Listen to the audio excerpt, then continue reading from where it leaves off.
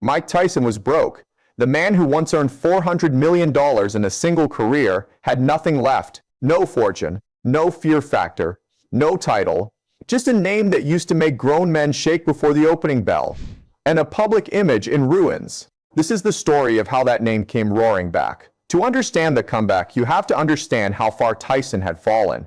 By the early 2000s, the most feared heavyweight in history was a punchline. He'd been to prison. He'd bitten off a piece of Evander Holyfield's ear in the middle of a title fight. He'd burned through hundreds of millions on mansions, tigers, jewelry, and excess most people can't even imagine. When he finally retired from professional boxing in 2005, he wasn't remembered as an undefeated legend walking away on his own terms. He was remembered as a cautionary tale. Then something shifted, not in the ring, in the culture. Legacy boxing and exhibition matches started drawing real attention. Fans wanted nostalgia. They wanted to see the fighters from their childhood one more time, even years past their prime. And nobody's name carried more weight, more curiosity, more sheer disbelief than Mike Tyson's.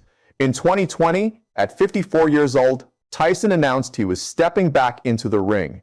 Not for a title, not even for a real professional fight. An exhibition against Roy Jones Jr., another legend well past his own peak. On paper, it sounded like a gimmick. A washed-up former champion cashing in on nostalgia one last time. Then the training footage started leaking out.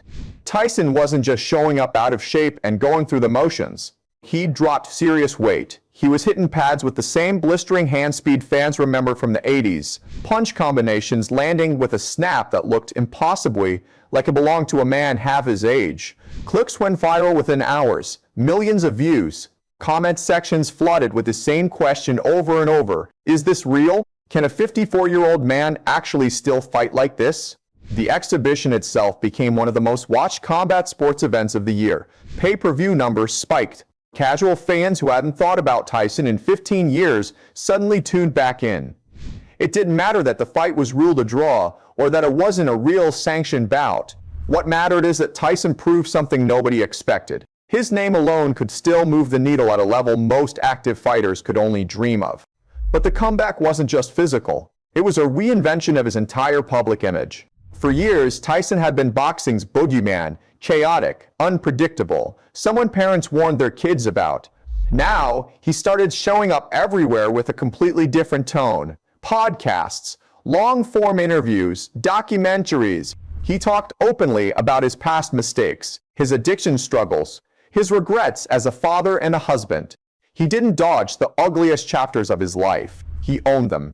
And, in doing so, he gave audiences something they hadn't seen from him before, reflection instead of rage.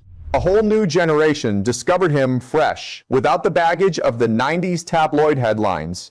To them, he wasn't the man who bit an ear off in a title fight. He was a wise, blunt, oddly philosophical elder statesman of combat sports, dropping life lessons between boxing stories. The rebrand worked. Tyson wasn't just relevant again, he was likable in a way he'd never fully been during his championship years. Then came 2024, and the fight that split the entire sports world in half. Mike Tyson versus Jake Paul, a 58-year-old heavyweight legend against a 27-year-old YouTuber turned boxer with a fraction of Tyson's experience and none of his pedigree. The backlash was immediate and loud. Boxing purists called it an embarrassment, exploitation of an aging icon for a payday, dressed up as sport. Commentators questioned whether it was even safe to let a man in his late 50s take punches from a fighter in his athletic prime. But commercially, it was undeniable. The fight shattered streaming records, becoming one of the most watched combat sports events in history. Millions of people who'd never bought a boxing pay-per-view in their lives tuned in just to witness the spectacle of Mike Tyson back in a real fight, decades after anyone thought that sentence would make sense again. And that's where the real debate begins. Was this a genuine athletic comeback, built on real training and real skill, or was it pure spectacle, nostalgia, and name recognition packaged as sport with very little boxing substance behind it? Depending on who you ask, Tyson either proved that greatness never fully disappears, or he became a case study in letting an aging legend risk his health and legacy for one more payday. What's not up for debate is the impact. Tyson didn't just have a moment.